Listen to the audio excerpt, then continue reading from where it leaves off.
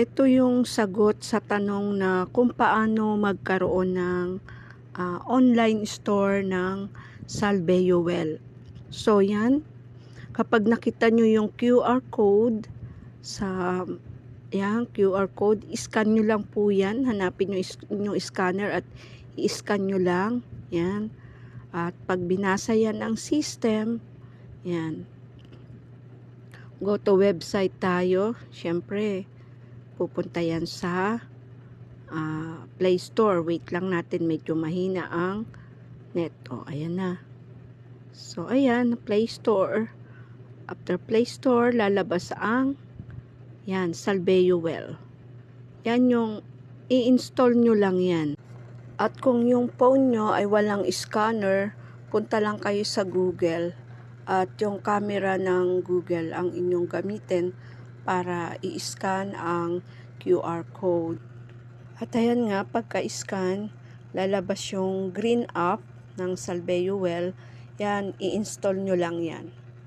Install or download. Pagka-download, yan, hintayin lang nating mapuno, hintayin lang nating ma-download siya. At pagka-download, yun, makikita nyo na yung website at kung sino yung inyong sponsor. At ayan na nga, napuno na. Sa ibang cellphone, ang nakalagay ay open. Dito sa cellphone ko ay continue. Pindutin nyo lang yung open or yung continue at yan yung lalabas. No? Ayan na, nasa website na tayo ng ating online store. Yun, Yan na, lalabas na nga yung inyong sponsor. Check nyo lang yan. Check nyo lang to. Yan, check nyo lang yan. Tapos, submit. Pagka-check nyo yan at submit, yun, may lalabas na form.